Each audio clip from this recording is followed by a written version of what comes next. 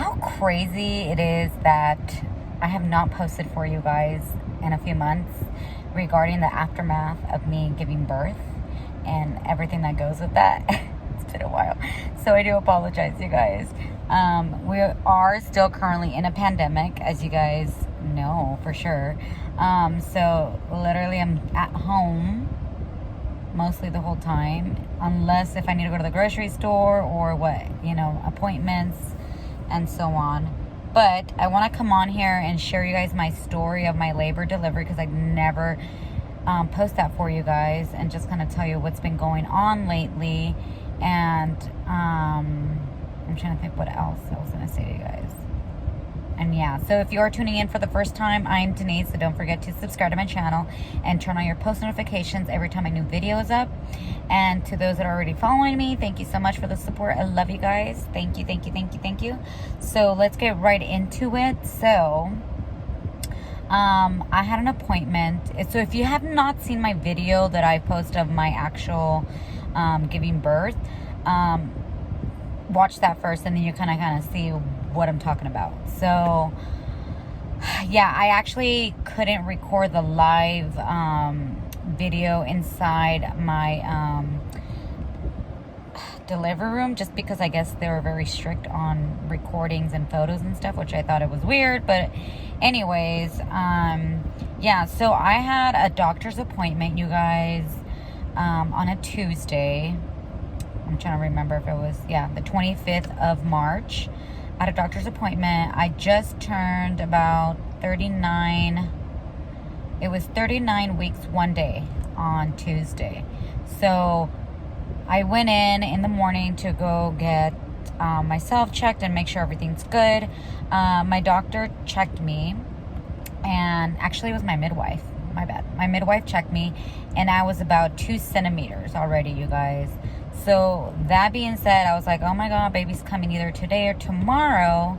So what I did was, make sure, got everything ready, for the hospital, as well as we actually went to our close friend's house, and we're going to leave Judah and Joy there, until the baby arrives, because my sister moved far away back home to Palm Springs, and it's not like I have anybody super close to me that can watch my kids and I trust and so forth, right?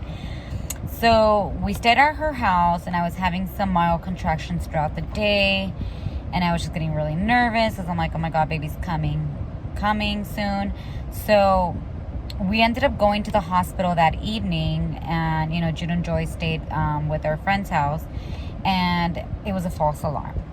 It was a false alarm. I was about 2-3 centimeters still, you guys, and it sucked because I thought, I was already going to be like 5, 6, and I wasn't.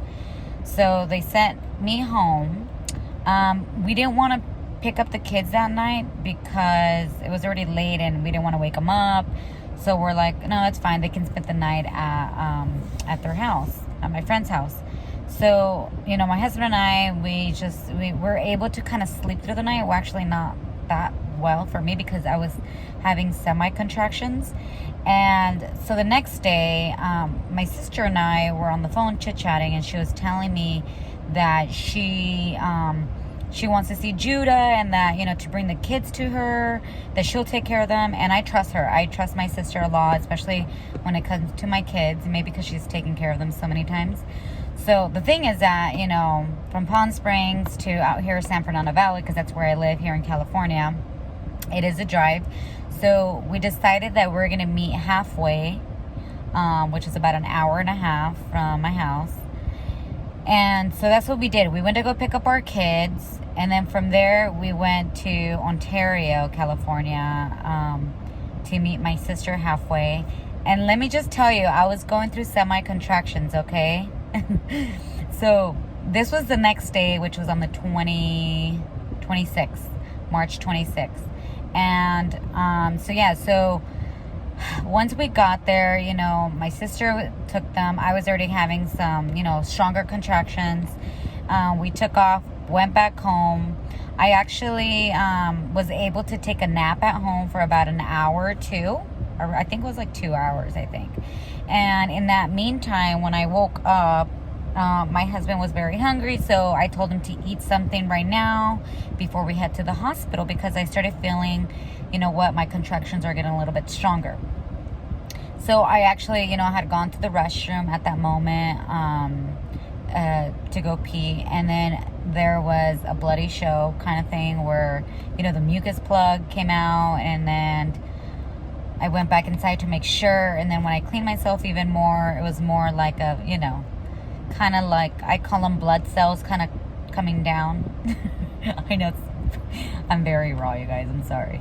So yeah, so I was like, oh my God, this is it, baby's gonna come. So my contractions were kind of going stronger.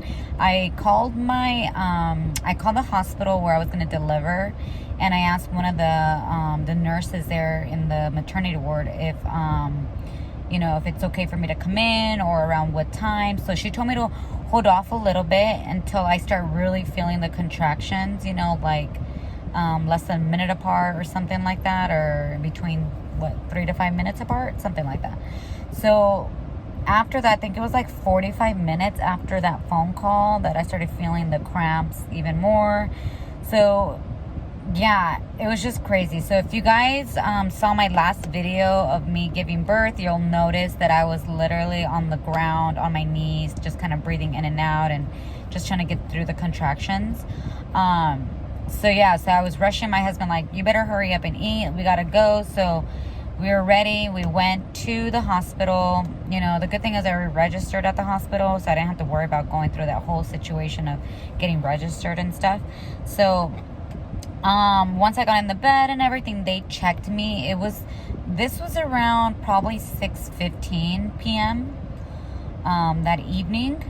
And so the nurse, she checked to see if I was dilated. And yes, I was about around 5'7", 5'6", I think. I'm not sure. I don't remember. So yeah, so they had asked me if I wanted to do the epidural. I told them I did not want to do the epidural. So what I did ask that if I can do the Pitocin or whatever meds they can put in your IV, just to kind of help ease a little bit of the pain cramp.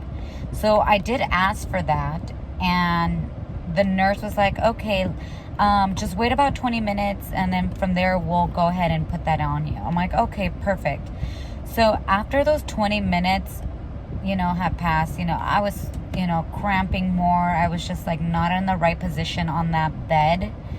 And especially when you're going to give birth, it's not good that you're going against the gravity, because then it's like harder to push. It's more painful. For some reason, with my second child, which I should do a video for you guys on another video, like a story time, whatever, of how I gave birth to Judah and Joy separately, right? But with Joy, I basically went through my contractions at home and I didn't even realize it. So that's a whole different story. So for some reason, so going against the gravity, your body, it's just like, I know, horrible. Well, anyways, 20 minutes passed, and then the nurse comes and checks me down there to see how I'm doing, just to make sure that I'm not dilated way more than what I'm supposed to. Because I guess like after, I think like 8 or 9 centimeters, then you can't take a Pitocin or any type of meds or anything like that because the baby can carry it. And so when she did check, I was already 9 centimeters, you guys. 9 centimeters. I was already like frustrated, because she's like, well, I'm sorry, you can't take the medicine. You're going to have to just do it natural. So I was frustrated, because I was like, no, I have to do it natural again. I have to feel the pain and everything that goes with it.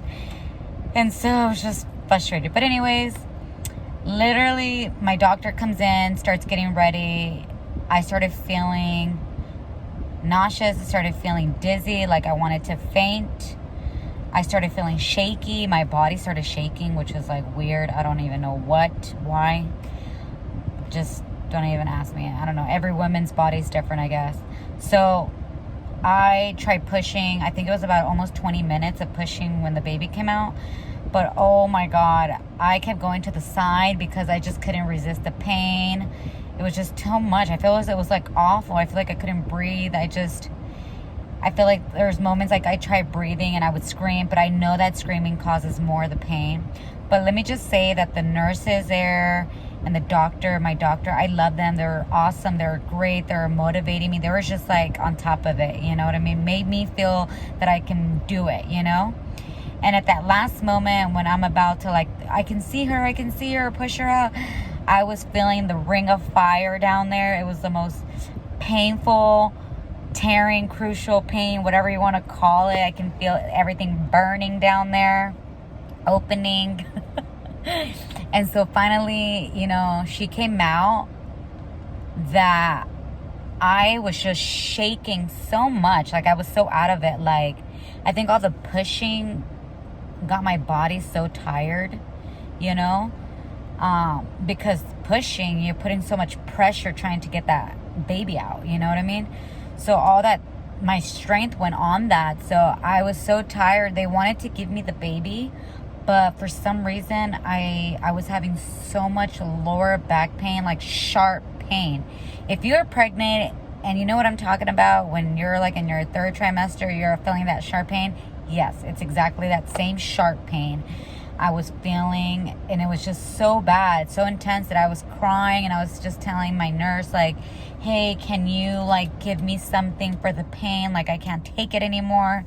And so I felt bad because I didn't want to carry the baby right away because I was going through so much pain and I was feeling shaky, like my whole body was shaking horribly. So I was thinking in my head, am I losing blood? What's going on? And that whole time, my doctor was, yeah, I did tear down there, you guys, just FYI. So it's not a good thing. But anyways, my doctor was, he was sewing me up, and I feel like he was taking such a long time doing it. But you know what? Let me just tell you, the outcome was awesome because he did an amazing job. Like, I don't know if you ever seen, like if you were to sew something, you can see all the stitches and everything, and it's not perfectly, right? So I don't know if you've seen those pillows where it's sewed in, instead of the out part, it's inward, and you can't see nothing. I think he sewed it like that. That it's just, the outcome came out nice, and I just feel like, oh my God, I'm reborn again down there. Just kidding. I got a new V. But anyways, I know that I'm a little bit too much. Sorry, you guys. But, you know, he did a good job because I know the last 2 times that I give birth, I did tear. And the first one was horrible, the way my doctor, and it was a woman doctor who did it that time. And she sewed me, like stitched me up really not great. And I just felt very uncomfortable down there. But anyways, it's just too much information, you guys. I'm sorry. But, you know, I am me. I am raw. This is who I am. I like to be honest and tell you guys the truth about all this, my experience. So yeah, once my doctor sewed me and everything, I was done. They finally gave me my meds. I was able to just relax a little bit. My body was calm. I was able to carry my baby, and I was just really happy. And you know, my husband was really proud of me that I was able to push her out, you know, naturally and stuff. So we did stay in the hospital for like 2 days, just because it was really windy in the evening, and I would have gone home the next day, but we rather just wait the next day after. And because of the whole COVID going on, it was a little bit complicated, you know. But yeah, so other than that, at the hospital, you know, I tried breastfeeding the baby, tried to latch her on, which I did. And she is a hungry hippo, you know. She was on my boob a lot, sometimes like 40 minutes each boob. And I was already irritated, like, get off my boob. But you know what? She didn't lose any fat, because I know when you have a baby and then the pediatrician comes in to check on your baby, and they're trying to see if like the baby lost any weight and stuff like that. No, she only had like probably 1% that she lost, which is nothing really. And so the doctor, the nurses were really like, wow, that's awesome, that's great, that means you're making milk, you know. So yeah, and I went home and stuff, you guys, and just the recovery itself, it had its challenges and stuff, you know, but I will let you guys know about all that in a different video. But for now, you guys, this was what my labor delivery story, how it went. And, you know, I can just say that it's over. You know, I'm hoping I don't get pregnant again, you know, because just having the experience of pregnancy is beautiful because, yes, you have a baby in your belly, but just going through all the symptoms and your hormone changes and the whole labor delivery depends on your birth plan. You know, it might not go as what you planned it to be, you know what I mean? So always have your options open. You know, like I said, I wanted to do it naturally, but if I have to, I would do, you know, Pitocin or whatever meds to put in my IV. And I actually had her natural, like I said in the beginning I wanted to do, and that is what I got. So yes, I try to talk as fast as I can to show you guys this video to tell you my story. So I hope you guys have an understanding about my labor delivery story. You know, not everyone is the same, not everyone's gonna experience the same, but this was my story, you guys. And stay tuned, you guys. I'm gonna try to be uploading more videos for you guys. I know I shouldn't be slacking it, but I have been, especially with the baby. Now she's 4 months, you guys, and I love her. You know, she's just a whole character. So yeah, so stay tuned. You know, I'll be making videos. I am making a video of my progress of working out and, you know, clean eating, being healthy, trying to lose all the baby weight, and that you'll be seeing in a later on video. So love you guys. God bless you, and bye-bye.